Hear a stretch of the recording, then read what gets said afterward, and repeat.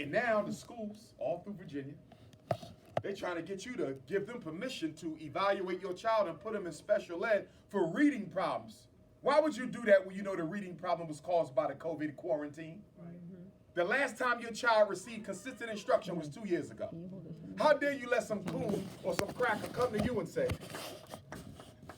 Raheem is reading 2 grades behind. I guess so. That's the last time you taught him. Shaquita's math is struggling. I guess so. She had to sit in front of a computer for a whole year. If the teacher is boring in the class, you know damn well she's boring in the laptop. But because they know black parents don't know their rights and we get into a Caucasian coma whenever we walk into the school building, we stop thinking for ourselves and our children. They say just sign here. We want to test them and see if they got a learning problem. So now all these schools who need money, they're exploiting black kids for special ed dollars, and y'all going right along with it. I wish I would let them test my child after my baby been home all year and y'all ain't taught them nothing. Come on, y'all. I got to do a better job than that. And then we waiting for Joe Biden to make the schools better. We waited for Obama to make the schools better. We waited for Trump, Clinton, Bush, Jimmy Carter to make the schools better. I'm here to tell you, Virginia, the schools ain't gonna never get made better by the politicians. They're like police brutality will never be conquered by the politicians. You wanna know why? Because the 2 biggest and largest and most powerful unions in America are who? Teachers and police. Oh yeah. You wanna be governor of Virginia? You wanna be mayor of Norfolk? You wanna be mayor of Richmond? You wanna be a U.S. senator for the state of Virginia? You know you don't ever talk about making the teachers do a better job. You don't ever talk about holding police accountable for killing and beating up black folks.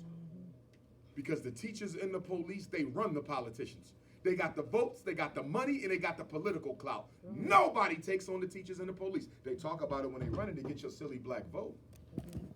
They talk about it when they run it to get your silly black vote. You ain't seen no president, no governor, no state rep, U.S. rep, state senator, U.S. senator, council person ever do anything to make the schools better in Norfolk, and you never will. That's political suicide to them devils. Taking on a teachers union, are you crazy? Taking on a fraternal order of police, are you crazy? Isn't it amazing that the 2 most powerful unions in America are the police and the teachers? They use the white woman to miseducate your son, and then her husband locks him up when she done. And they living in the suburbs of Norfolk, $300,000 household off of your child's miseducation. So Joe Biden got money for the Afghanis, money for the Mexicans, laws for the Asians, laws for the transgenders. And what does he do? I keynoted Juneteenth in Atlanta at Olympic Park, right? This past June. And like the day before the event, Joe Biden signs an executive order making Juneteenth a federal holiday. Negroes are celebrating. Negroes is happy. The gays and the Asians got rights and resources. The Afghanis and the Mexicans got some damn money. You got a holiday and thought that meant something. And y'all think he gave you the holiday because it's something good for us. No, it's not. Joe Biden federalized Juneteenth to kill Juneteenth. Whenever the U.S. government adopts one of your holidays, they do it to kill it. Look at Dr. King Day. We got that in the 1980s. Before the government took Dr. King Day from us, we celebrated Dr. King. There was Dr. King programs all over Black America. All in the schools, all on TV. Dr. King Day was real before Uncle Sam stole it. But the minute they signed that Dr. King federal holiday, Dr. King Day been about everything other than Dr. King. They didn't turn Dr. King's birthday into a cleanup day. What the hell that got to do with that man? He wasn't a trash man. But on Dr. King Day, you're supposed to go out and clean. Don't get me wrong, nothing wrong with cleaning the neighborhood. We should do that every day. But you don't let them use one of your ancestors' memories as a scapegoat to let the city workers not do their job. Dr. King Day don't carry no weight no more. Remember when Black History Month was independent from the government? When I was growing up, Black History Month was everything. 28 days, everything. Public library, the black community, TV, radio, Black history speaking contest, spelling bees. I still remember to this day. My consciousness was born in the Black History Month celebrations in my elementary school. Did you see Black History Month last year? I'm not sure if I seen a single program on TV. And the ones I did see was multicultural. They was paying more attention to the black LGBTQs and transgenders than regular black folks. The minute the federal government started celebrating Black History Month and gave it a postage stamp, they killed it. Let's go to Kwanzaa. Before the government started endorsing Kwanzaa and put Kwanzaa on a postage stamp, Kwanzaa was real. Y'all remember how powerful them 7 nights was?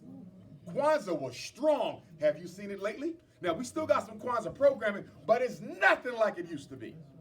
And some of the responsibility for that mistake must be laid at the feet of the founder of Kwanzaa, Dr. Malana Karenga.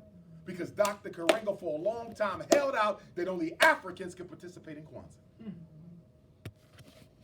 Then he got a little soft with it, and he said non-Africans can participate, but they can't lead the celebration. Big mistake.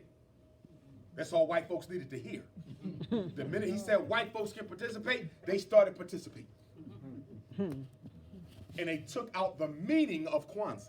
It's not even relevant no more.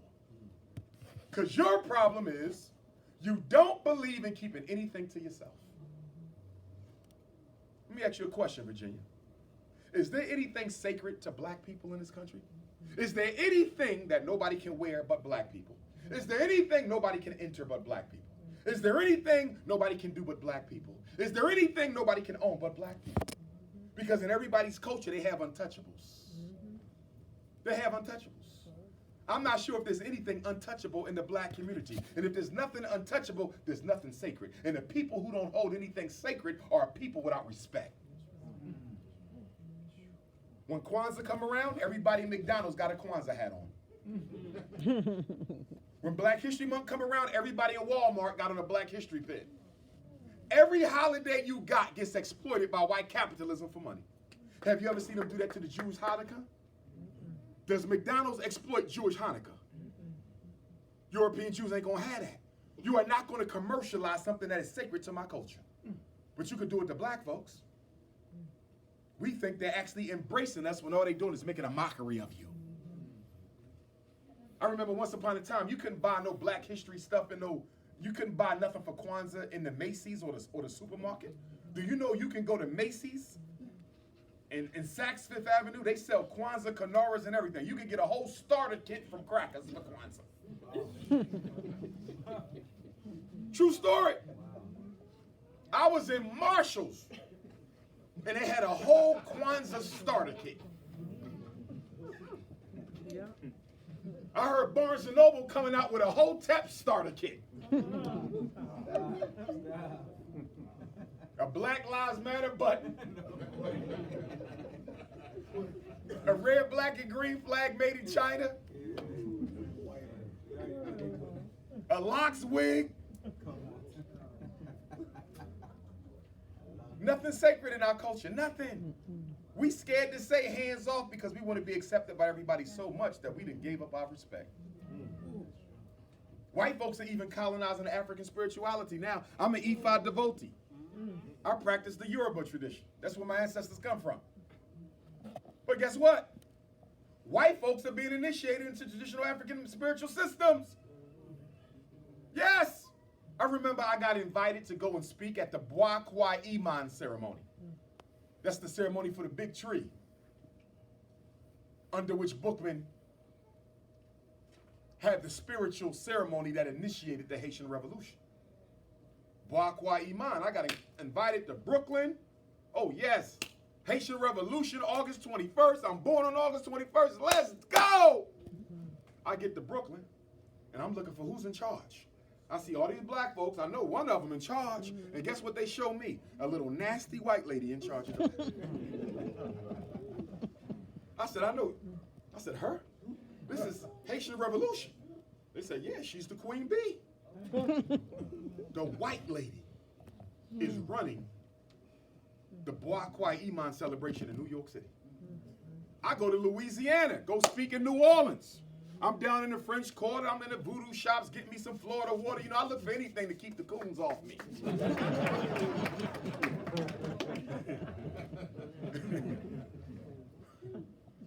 So I walk into one of the biggest Haitian voodoo shops. It's a white man selling the stuff.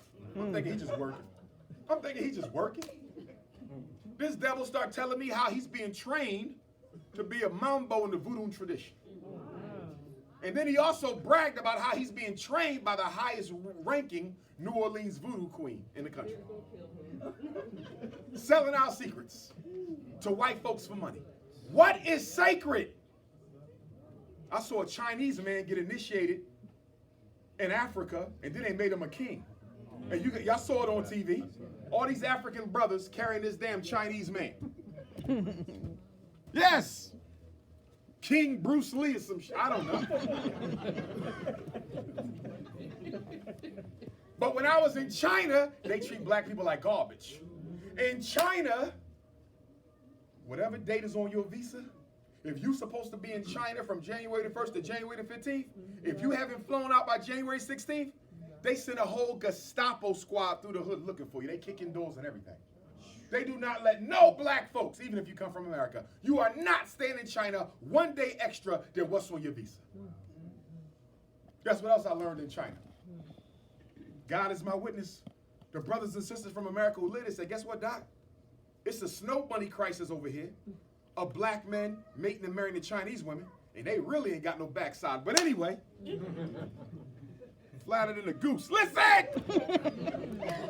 They told me that when a black man impregnates a Chinese woman and does not marry her, he is